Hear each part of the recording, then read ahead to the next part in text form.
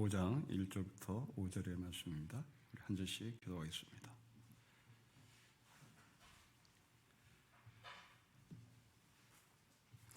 이스라엘의 모든 지파가 헤브론에 이르러 다윗에게 나와 이르되 보소서 우리는 왕의 한 고륙이니이다.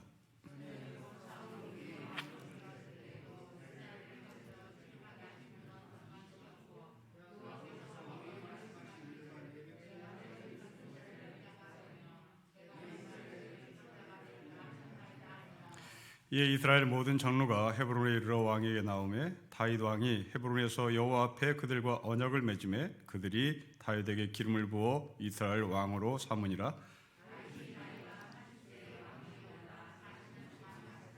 같이 읽겠습니다. 헤브론에서 7년 6개월 동안 유다를 다스렸고 예루살렘에서 33년 동안 온 이스라엘과 유다를 다스렸더라. 아멘. 다윗이 기름을 붓는 이야기입니다. 다윗은 일생 동안 3번 기름 부음을 받는데요.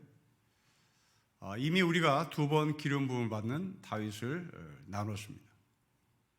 제일 첫 번째 기름 부음을 받았던 적은 사무엘상 16장에 나와 있습니다. 어린 목동 시절입니다. 그리고 사무엘이 다윗에게 기름을 붓습니다. 두 번째 기름 부음은 사무엘하 2장입니다. 다윗은 유다 지파들 앞에서 기름 부음을 받습니다. 오늘은 세 번째 기름을 붓는 말씀인데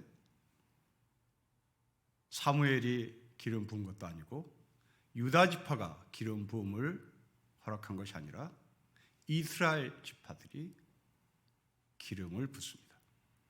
여기서 이 이스라엘은 이스라엘 전체를 말하는 것이 아니라 북쪽 이스라엘 말합니다.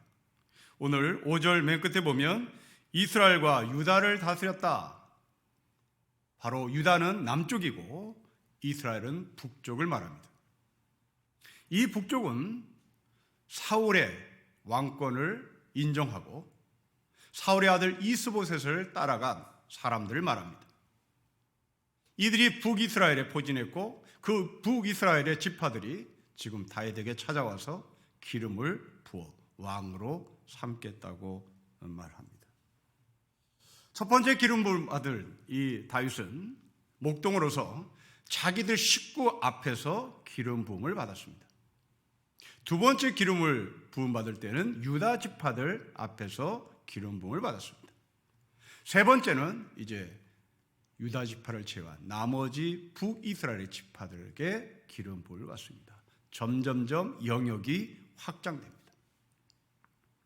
이제 하나님은 이 어린 목동이었던 다윗 소년 시절부터 계속 지도자로 명하셨고 그 지도자를 세우기 위하여 준비했다는 말입니다. 여러분, 지도자는 항상 준비되는 사람입니다. 그리고 준비되어야만 합니다. 갑자기 지도자가 되는 것은 모든 공동체에 큰 위험이 따를 수밖에 없습니다. 지도자는 반드시 준비해야 되고 준비된 사람이 지도자가 되어야 하는 겁니다. 물론 모든 지도자가 준비된 사람은 아닙니다. 모든 지도자를 준비된 사람이라고 보면 우리는 운명론에 빠지거나 아니면 그 지도자를 우리는 절대화시켜 우상을 만들 염려가 있습니다. 그러나 하나님이 택하신 지도자들은 반드시 하나님의 손에 의해서 준비되고 하나님의 손에 의해서 훈련받고 하나님께서 그 사람을 지도자로 세우는 것이 성경의 방법입니다. 여러분, 모세를 보십시오. 모세는 바로가 히브리 백성들 가운데 아이가 태어나면 다 죽이라는 명령 속에서 살아남은 사람입니다. 이 모세를 살린 사람은 이름 없는 여인들이었습니다. 그 이름 없는 여인들이 이 모세를 살려 애굽의 궁중으로 들여보냅니다. 애굽에는 바로라는 지도자가 있었습니다. 그리고 모세도 그 궁중에 들어가서 궁중교육을 받습니다. 여러분, 다시 이 모세의 어린 시절로 돌아가 보십시오. 궁중으로 들어간 그 모세가 궁중교육을 받을 때 또한 한편으로 과역 공부를 했을 것입니다. 그 과역 공부는 자기를 살려준 여인들의 손길을 통하여 공부를 했을 것입니다. 애굽의 공중교육은 무엇이겠습니까? 그것은 바로의 교육입니다. 바로의 교육은 무엇입니까? 정복의 교육입니다. 사람을 짓밟고 일어나는 교육입니다. 분명히 모세는 그런 교육을 받았을 것입니다. 그러기에 모세는 사람을 죽이는 일을 서슴지 않았습니다. 하지만 그 가운데 여인들은 이 모세에게 생명교육을 시켰을 것입니다. 너가 살아난 이유, 너가 살아난 배경, 너가 살아난 과정을 말했을 것입니다.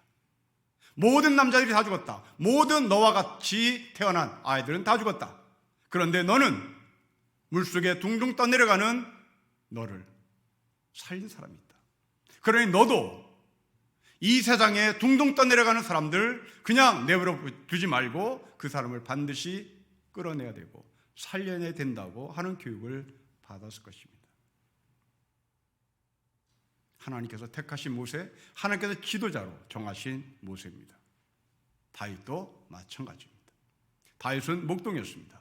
목동은 광야에서 양을 키우는 사람입니다.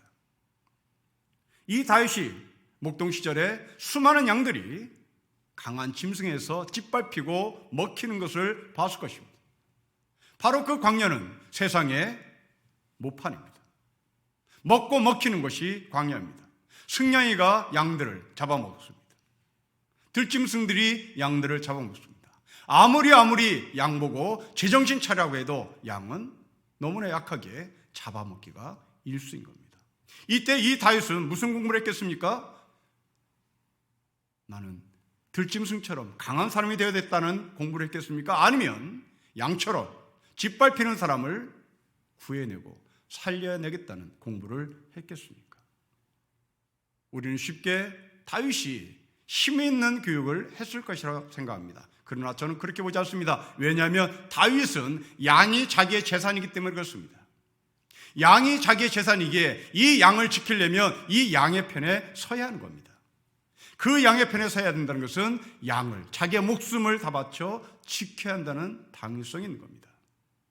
그렇게 짓밟히고 들짐승에서 먹히는 그 양들을 통하여 다윗은 생명의 소중함을 보았을 것입니다. 모세도 그랬고 그리고 다윗도 그랬습니다. 둘 다 공통점은 바로 생명을 소중히 여기는 사람이었습니다. 우리는 자본이라고 하는 제국 속에 살고 있습니다. 바로가 애굽의 제국 속에 살듯이 우리는 자본이라는 제국 속에 살고 있습니다. 지금 이 자본이라는 제국 속에 살고 있는 수많은 사람들 가운데는 누군가는 바로의 교육을 받고 있는 사람이 있는가 하면 누군가는 모세와 그리고 다윗과 같은 교육을 받고 있는 사람이 있을 것입니다. 사랑하는 성도 여러분, 여러분들의 자녀들은 지금 애굽의 궁중교육 속에서 바로의 교육을 받고 있습니까? 아니면 애굽의 궁중교육 속에서 모세처럼 생명교육을 받고 있습니까? 아니면 다윗처럼 그 광야에서 들짐승의 교육을 받고 있습니까? 아니면 들짐승에 먹히는 이 안타까운 양에 대한 생명을 소중히 여기는 생명교육을 받고 있습니까? 교회는 어떤 곳입니까? 교회는 바로의 교육을 시키는 곳이 아닙니다. 교회는 들짐승의 교육을 시키는 것이 아닙니다. 교회는 모세의 교육을 시키는 것이고 교회는 다윗의 교육을 시키는 것입니다. 자, 우리 신림교회가 생명을 사랑하는, 생명을 존중하는 교회가 되었으면 좋겠습니다. 목사부터 그렇게 살았으면 좋겠고 교회 지도자들이 생명을 소중히 여기고 생명을 중시 여기는 철학을 갖고 같이 신앙의 공동체를 누리고 살았으면 좋겠습니다. 돈이 없으면 어떻습니까? 그것은 좀 불편하겠죠. 그러나 사랑이 없으면 불편한 것이 아닙니다. 사랑이 없으면 죽음인 것입니다. 사랑하는 여러분, 여러분들이 죽음을 택하시겠습니까? 아니면 불편한 것을 택하시겠습니까? 우리는 현명합니다. 우리는 지혜롭습니다. 우리는 불편한 것을 택하는 것입니다. 그러나 성경은 우리에게 불편한 것을 택하는 것이 아니라 죽음이냐 생명이냐를 택하는 것이라고 말합니다. 사랑이 없으면 불편한 거 아닙니다. 사랑이 없으면 죽음입니다. 돈이 없으면 불편할 뿐인 것입니다. 돈이 있으면 편하고 돈이 없으면 불편한 것이죠. 그러나 돈이 우리의 생명을 좌지우지하지는 않습니다.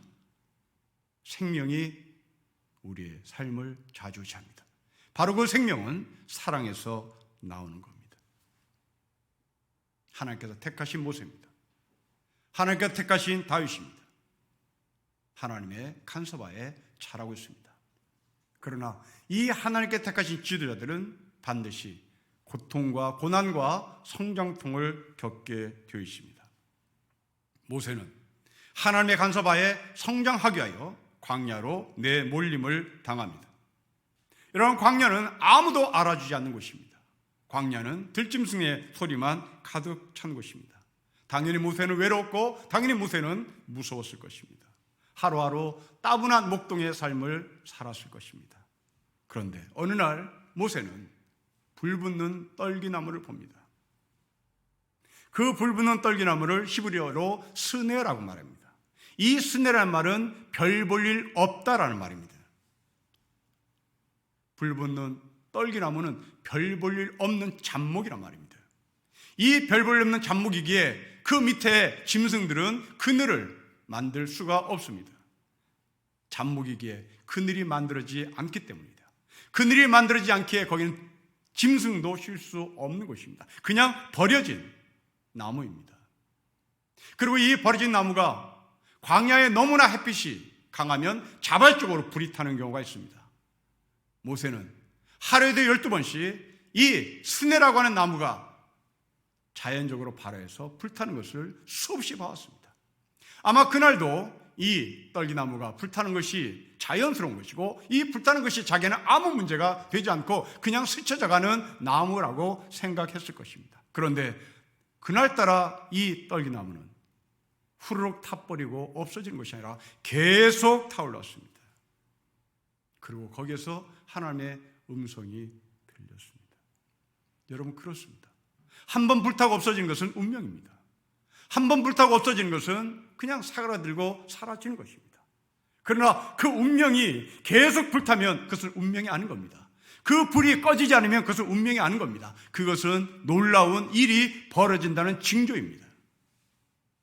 성도 여러분, 여러분들의 삶이 한번 불타고 없어지는 삶이라면 여러분들은 그렇게 살다가 끝나는 인생입니다. 그러나 나의 삶이 한번 불붙어서 계속 꺼지지 않는다면 사람들은 그 사람을 유심히 쳐다볼 것입니다.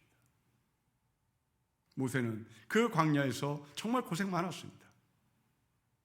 그러나 그 고생은 하나님께서 하나님의 사람으로 만들기 위한 섭리였고 광야 학교였고 훈련이었습니다.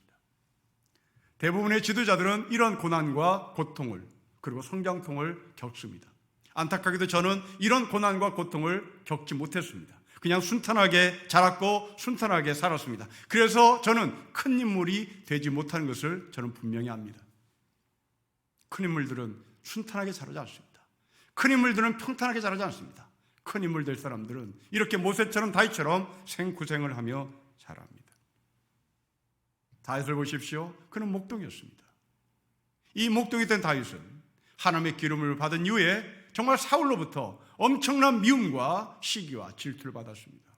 그리고 죽기를 12번이나 넘어 다녔습니다.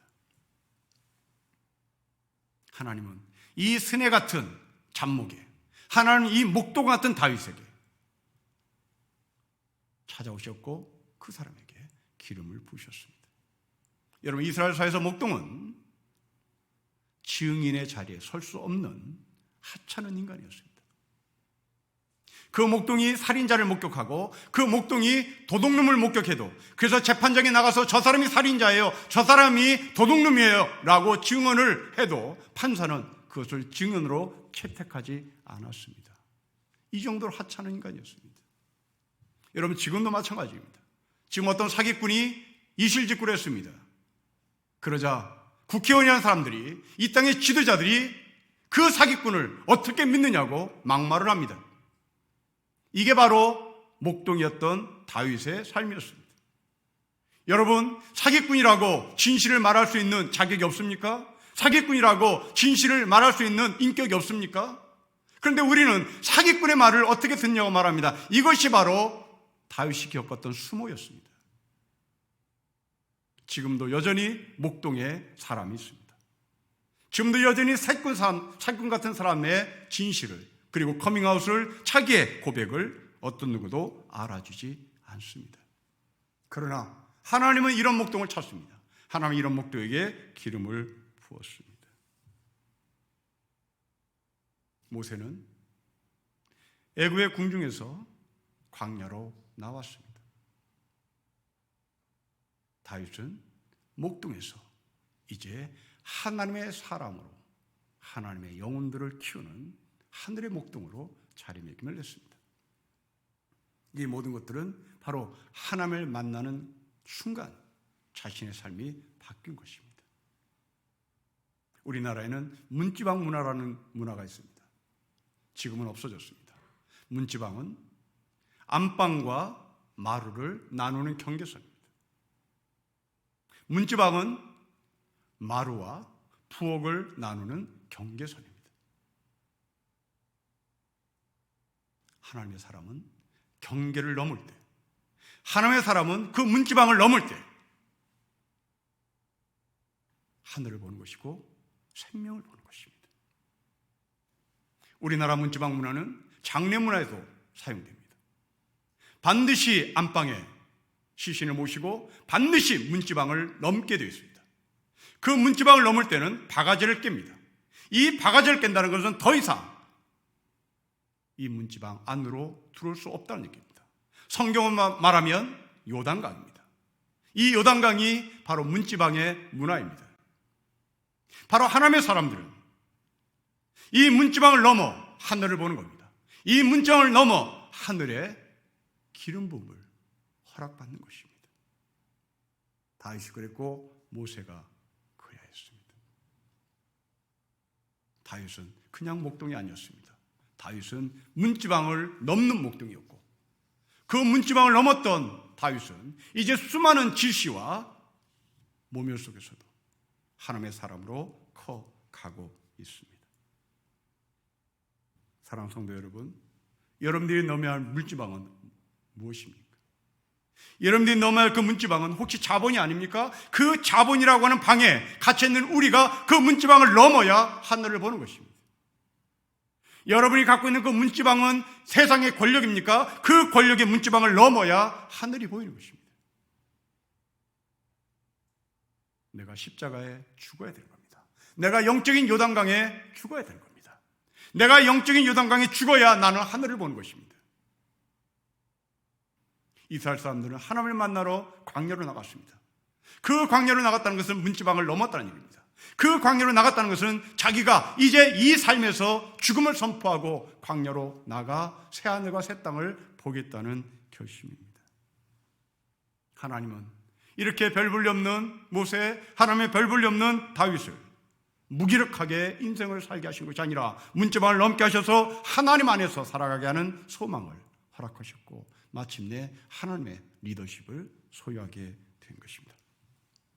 이제 오늘 본문의 말씀을 더 깊이 관찰해 보겠습니다. 여러분, 짧은 본문입니다. 그런데 자세히 관찰해 보면 두 개의 이야기가 여기에 담겨져 있습니다. 첫째 이야기는 1절과 2절입니다. 두 번째 이야기는 3절부터 5절입니다. 왜냐하면 1절과 2절에 나오는 사람들은 이스라엘의 모든 지파입니다.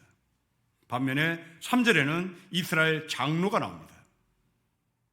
5장 1절은 장로가 아니라 이스라엘의 모든 지파를 말하는 것이고, 그리고 두 번째 이야기 3절은 이스라엘의 장로, 리더들이 이야기를 꾸려 나가고 있습니다.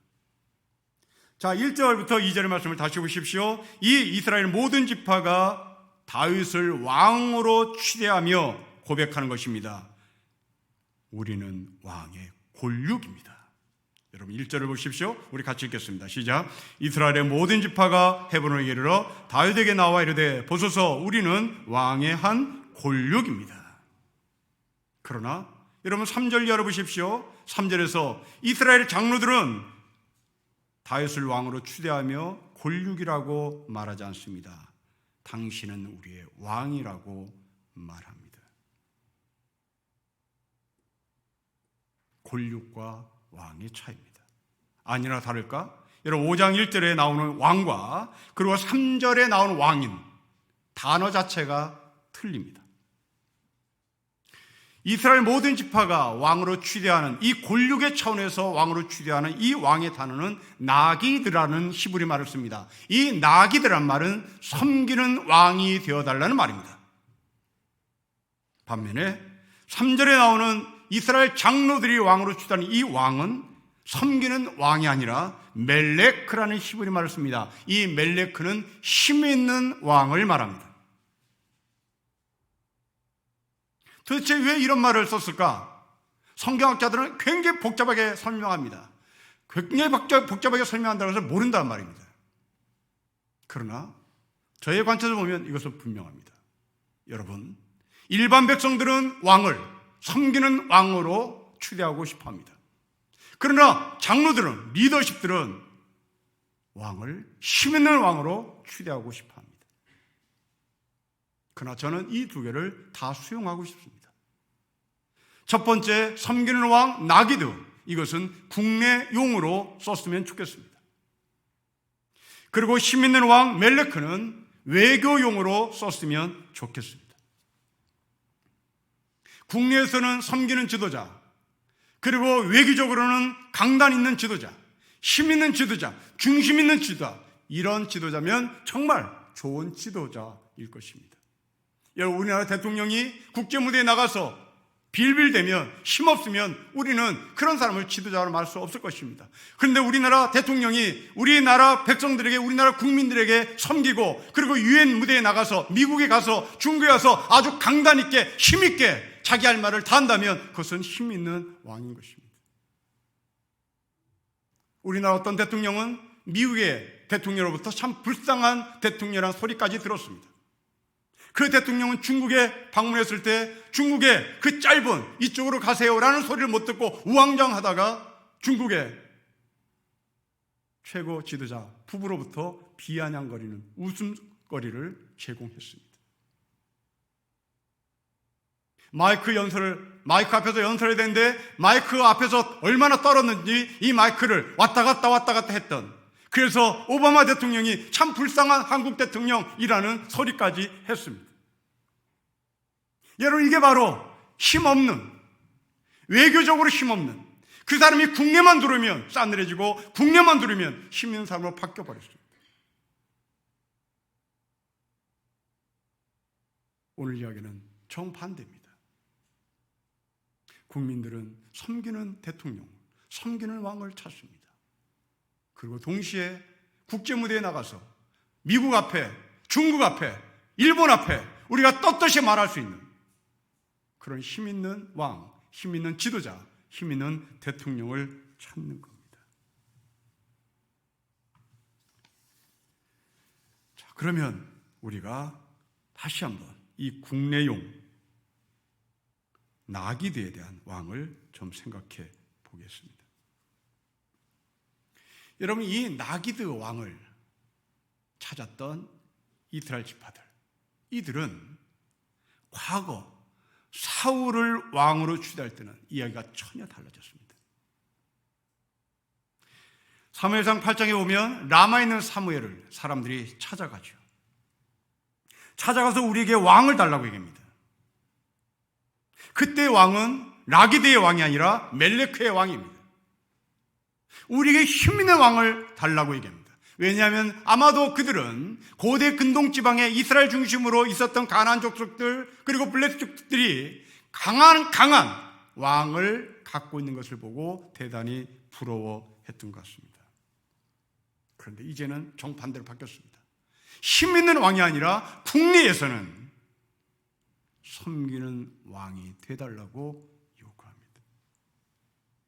아마도 이제서 제정신을 차린 것 같습니다. 그러나 저는 그렇게 보지 않습니다. 이게 바로 민중의 속성입니다. 이게 바로 대중의 속성입니다. 민중은, 대중은 원칙이 없습니다. 필요할 때마다 생각을 바꾸는 사람입니다. 원칙적인 면에서는 맞습니다. 그러나 과거에는 힘 있는, 지금은 섬기는, 이렇게 왔다 갔다 하는 것은 바로 원칙이 없는 사람인 것을 스스로 증명합니다. 신학교에 가면 인간을 배웁니다. 신학교에 가서 처음으로 인간을 배울 때 교수는 모두 다 이구동성하는 말이 있습니다. 인간을 믿지 말아라. 사람을 믿지 말아라. 귀가 따갑도록, 귀에 못이 박이도록 배웁니다. 매 시간마다 1학년 때는 들었던 것 같습니다. 이게 민중입니다. 이게 대중입니다. 이게 사람입니다. 하나님의 부르심을 받고 목사가 되겠다고 신학교에 온 학생들은 그 소리를 듣고 충격입니다. 도대체 우리는 왜 목사가 되나? 사람을 믿지 못한다면, 사람을 믿지 말라고 얘기하는 저 선생님의 이야기를 우리가 어떻게 믿고 신학 공부를 해야 한단 말인가? 많은 질문을 했고 많은 토론도 했고 논쟁도 한 기억이 납니다. 지난 월요일 TV에서 영화 한 편을 봤습니다. 독재자라는 제목을 갖고 있는 영화입니다. 이란이라는 나라의 사람이 감독을 한 영화입니다. 독재자가 혁명군에 의해서 쫓겨나고 막 도망 다니는 이야기입니다. 자기 어린 손자 하나를 데리고 도망을 다닙니다. 그러다가 잡혔습니다. 수많은 민중들이 이 독재자를 죽이겠다고 덤벼듭니다. 그러자 한 여성이 독재자를 먼저 죽이지 말고 저 어린 손자를 독재자 보는 앞에서 목매서 죽이는 것이 우리의 원수를 갚는 것이다. 그러자 사람들이 박수칩니다. 그 어린 7, 8살 먹은 독재자의 손자를 밧줄에 매답니다. 그러자 한쪽에서 외칩니다. 그렇게 죽이지 말고 저 독재자를 불에 태워 죽이자. 또 박수를 칩니다. 독재자를 끌고 불 속으로 들여보내려고 합니다. 그러자 또 다른 사람들이 외칩니다. 지금 이 사람에게 현상금이 얼마나 많이 걸렸는데 이 사람을 그냥 죽일 수 없다. 이 사람을 혁명군에게 갖다 넘기고 상금을 받아서 n분의 1로 나누자라고 얘기합니다. 그러자 한쪽에 한 늙은 한 할아버지가 노인이 말합니다. 춤을 춥시다. 춤을 춥시다. 손자를 죽인들, 불에 태워 죽인들, n분의 1로 상금을 나눈들, 문제가 해결되는 것은 아닙니다. 문제가 해결되는 것은 춤추는 거였습니다. 왜 춤을 췄을까요? 이젠 끝났으니까요. 이게 해결하는 방법입니다. 이게 하나님의 방법입니다. 여러분, 하나님은 우리를 죄인으로 잡았습니다. 우리는 하나님에 의해서 잡혔습니다. 그렇다면 하나님은 우리를 죽여야 되는 겁니다. 그런데 하나님은 우리를 보시고 죽이지 않습니다. 우리를 잡고서 춤을 추십니다. 문제가 해결됐기 때문입니다. 죄인의 수준이라면, 그 죄를 지은 양을 따진다면 우리는 목매달아 죽어야 되고 불에 태워 죽어야 되고 아니면 형상금을 탄해서 n분의 1로 나눠도 시원찮은 사람입니다. 그러나 하나님은 우리를 불태워 죽이지 않았습니다. 하나님은 우리를 목매어 죽게 하지 않았습니다. 오히려 하나님은 잃어버린 양을 찾은 목자처럼 우리를 잡고 나서 춤을 추셨습니다.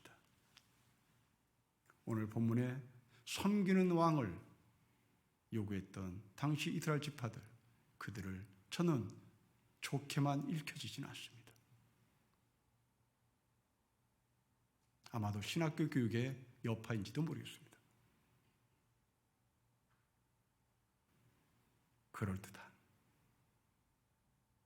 말 같으나 그 안에는 또 다른 음모가 있을지도 모르겠습니다. 그러나 아무튼 지도자의 자격으로서 내부적인 국민을, 백성을 다스리는 사람으로서 이들의 리더십은 분명히 섬기는 리더십은 맞습니다. 어제 저는 반가운 뉴스를 봤습니다. 이 땅에 와서 사는 외국인들 플라스틱 카드가 있습니다. 우리나라 주민등록증 같은 카드입니다. 거류증인 거죠. 그 거류증에 어제 뉴스에 반가운 소식입니다. 그 플라스틱 카드 맨 구퉁에는 에일리언이라는 단어가 쓰여져 있습니다. 여러분, 에일리언은 외계인입니다.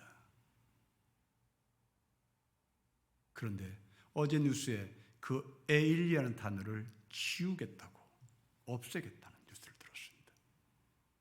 여러분, 왜 그들이 에일리언입니까? 그들은 베트남 사람입니다. 그들은 중국 사람입니다. 그들은 미얀마 사람들입니다. 왜 그들이 에일리언입니까? 우리는 그것을 몰랐습니다. 이 정도로 지긋지긋한 사회입니다. 군림하는 사회였고 섬기는 모습이 전혀 없었습니다. 외계인, 무시무시한 단어 에일리언, 이제 그 단어를 지우겠다고 발표했습니다. 이제 그 자리에 당신은 베트남 사람입니다. 당신은 중국 사람입니다. 당신은 미얀마 사람입니다. 바로 정상적인 사회로 간 것입니다. 사랑하는 성도 여러분, 여러분 고시원을 청소하는 바로 그들은 에일리언이 아닙니다. 그들은 중국 사람입니다. 여러분의 건물의 빌딩을 청소하는 분들은 에일리언이 아닙니다. 그들은 베트남 사람들입니다. 혹시 여러분들이 그들을 에일리언 취급하면 인격도 없는 동물로 취급하면 여러분들은 예수를 잘못 믿는 겁니다. 이스라엘 백성들의 속마음은 어떤지 모르겠으나 다윗에게 우리의 혈육, 우리의 섬기는 왕으로 서달라고 부탁을 합니다. 여러분, 출애굽 보면 성막을 만드는 재료들이 나옵니다. 금이 필요하고 은이 필요합니다. 그런데 놀랍게도 성막에 필요한 것은 금과 은만이 아니었습니다. 거기에는 실도 필요했습니다. 금의 입장에서 보면 실은 아무것도 아닙니다. 그런데 하나님을 만나는 성막, 하나님이 이스라엘 백성들을 만나는 장소, 거기에는 금과 은만 필요한 것이 아니라 이렇게 별 볼일 없는 실도 필요했던 것입니다. 이스라엘 백성들은 자기 있는 힘을 다해서 부자는 금을, 그리고 힘없는 자들은 실을 가져와 하나님을 만나는 성막을 꾸몄던 것입니다. 그 성막을 만들 때 성경은 기록합니다. 이스라엘 백성들이 자원에서 가져왔다고 기록합니다. 하지만 솔로몬 성전에서는 이야기가 바뀝니다. 솔로몬은 자발적으로 헌물을 받지 않습니다. 의무적으로 세금을 부과시킵니다. 그리고 백성들을 의무적으로 동원시킵니다. 왜 그럴까요? 바로 군림하는 왕이었기 때문입니다. 대외적으로 군림하는 왕이 아니라, 대외적으로 힘 있는 왕이 아니라 대내적으로 힘 있는 왕, 대내적으로 사람들을 못살게 구는 왕으로 자일이 매김을 했기 때문입니다. 아마도 그 솔로몬은 실을 가져온 사람에게 면박을 줬을지도 모르겠습니다. 여러분, 우리가 유명한 건물을 들어가 보면 그 건물을 짓는데 헌금한 사람, 그 건물을 짓는데 후원한 사람들의 이름을 벽에 동판으로 만들어 놓습니다. 세르반스 병원, 강남 성모병원, 유명한 건물에 가면 이 사람은 얼마 냈습니까? 이 사람은 얼마 냈습니다. 라는 이야기를 동판으로 다 부조해서 만들어 놓습니다. 그런데 여러분, 그 동판을 유심히 관찰해 보십시오.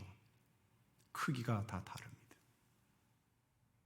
돈 많이 낸 사람은 동판이 큽니다. 돈 적게 낸 사람은 동판이 작습니다. 금을 냈느냐 실을 냈느냐 차이인 것입니다. 하나님은 그렇게 말하지 않습니다. 출애굽에 어떤 누가 금을 냈다고 말하지 않습니다. 어떤 누가 실을 냈다고 말하지 않습니다. 그냥 금을 냈고 실을 냈다고만 기록을 합니다. 하나님은 그 모든 것들을 귀하게 받으시는 분입니다. 철학자이면서 신학자이면서 영국 연방에서 최고의 랍비라고 칭하는 조나단 섹스라는 사람이 있습니다. 사회의 재창조라는 책에서 이 조나단은 이런 말을 합니다. 자발적인 기여로 지은 성막은 민족을 통합시켰으나 노동력을 강제 증발해서 지은 성전은 민족을 분열시켰다. 성막은 이스라엘 백성들을 결집시켰으나 성전은 이스라엘 백성들을 분열시켰다는 얘기입니다. 성막에 계신 하나님은 이스라엘 백성들을 섬기는 하나님이었습니다. 그러나 솔로몬이 지은 성전의 하나님은 이스라엘 백성들을 위해 군림하는 하나님으로 비춰졌습니다. 이제 외교적인 관계를 보십시다.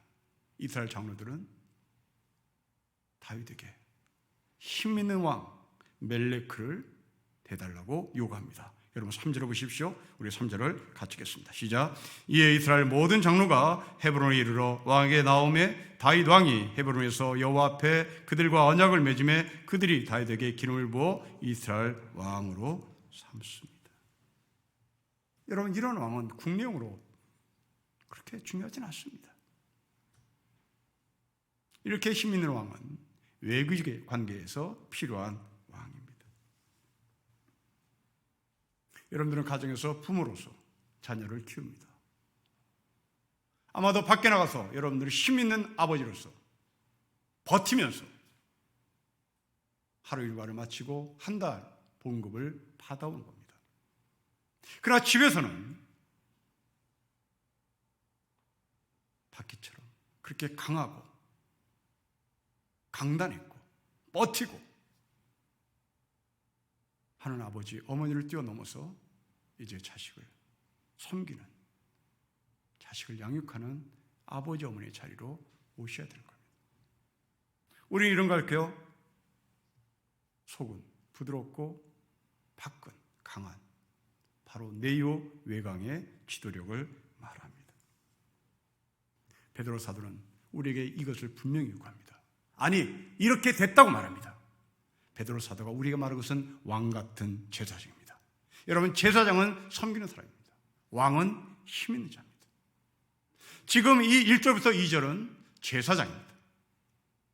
3절부터 5절은 명실고지 왕입니다. 왕 같은 제사장으로 말합니다. 우리는 밖을 향해서, 우리는 사탄을 향해서, 우리는 외부 세력에서 아주 강하고 담대한 실력을 갖춰야 될 것입니다.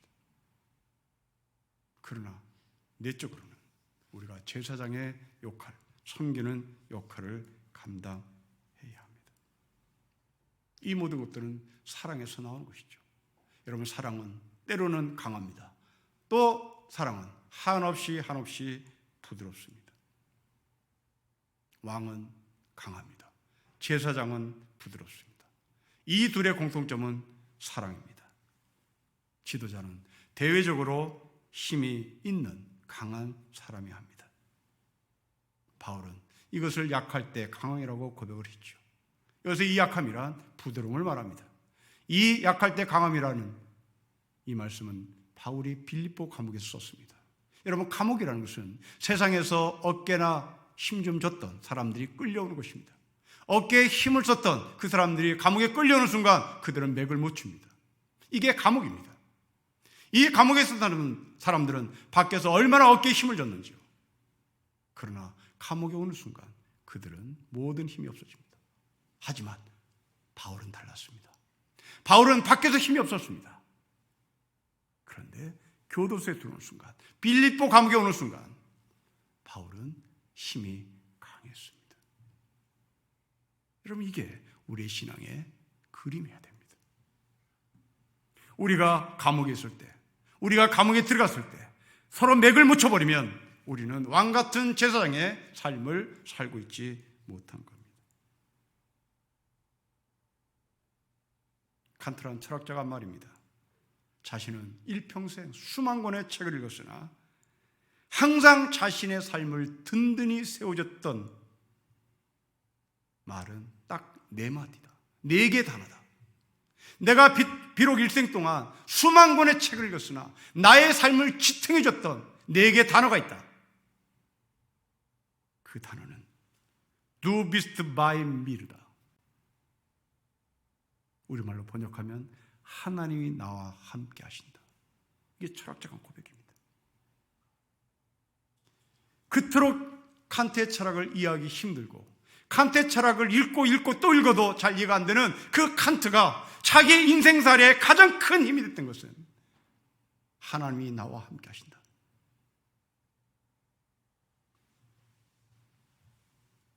하나님은 우리에게 그런 분입니다. 하나님은 우리에게 나기대의 하나님이 되시기도 하고 하나님은 우리에게 멜레크의 하나님이 되시기도 합니다. 이 나기대의 하나님, 멜레크의 하나님, 이 두 개의 하나님을 성경 한 문장으로 표현한 시편의 말씀이 있습니다. 시편 37편 23절과 24절에 이렇게 기록합니다. 우리가 걷는 길이 주님께서 기뻐하시는 길이면 우리의 발걸음을 주님께서 지켜주시고 어쩌다 비틀거려도 주님께서 우리의 손을 잡아주시니 넘어지지 않는다. 우리의 발걸음을 주님께서 지켜주시는 멜레크의 하나님, 우리가 비틀거려도 주님께서 우리의 손을 붙잡아 주시고 놓지 않으시는 하나님, 바로 나기대의 하나님입니다. 비틀거려도 다윗이 죽을 상황까지 가서도 모세가 광야에서 생고생을 할 때도 그의 손을 붙잡아 끝까지 함께 하시는 하나님, 바로 그분은 모세에게, 다윗에게 섬기는 하나님입니다. 이 두 개의 리더십을 공히 요구했던 이스라엘 백성들은 다윗과 언약을 맺습니다. 여러분 3절 말씀을 제가 다시 읽겠습니다. 이 이스라엘 모든 장로가 헤브론에 이르러 왕에게 나와 오되 다윗 왕이 헤브론에서 여호와 앞에 그들과 언약을 맺으며 그들이 다윗에게 길을 부어 이스라엘 왕으로 삼습니다. 여러분 누가 언약을 맺습니까? 이스라엘의 사람들이 다윗과 동등한 위치에서 언약을 맺습니다. 여러분 고대 시대에 있을 수 없는 이야기입니다. 고대 시대에 백성들이 왕에게 기름을 붓고 동등한 위치에서 언약을 맺는다는 것은 상상이 안 되는 겁니다. 그런데 이스라엘 백성들은 그것을 해내기 시작합니다. 그래서 이 기름 붓는다는 것은 바로 공동체의 언약을 서로 맺자는 말입니다. 보통 기름을 붓는 사람은 선지자입니다. 그러나 오늘은 선지자가 기름을 붓는 것이 아니라 바로 이스라엘 백성들이 기름을 붓고 이스라엘 백성들이 다윗과 언약을 맺습니다. 바로 공동체의 삶을 함께 누리자는 것입니다. 여러분 공동체란 말은 라틴어로 커뮤니스라고 표현합니다. 이 커뮤니스는 두 개의 단어입니다. 컴과 뮤스란 말입니다. 컴은 함께란 말입니다. 뮤스란 말은 선물이란 말입니다. 선물은 왔다 갔다 하는 겁니다. 공동체는 서로 물건이 왔다 갔다 하는 것입니다. 사도행전의 초대교회는 이 공동체의 삶을 누렸습니다.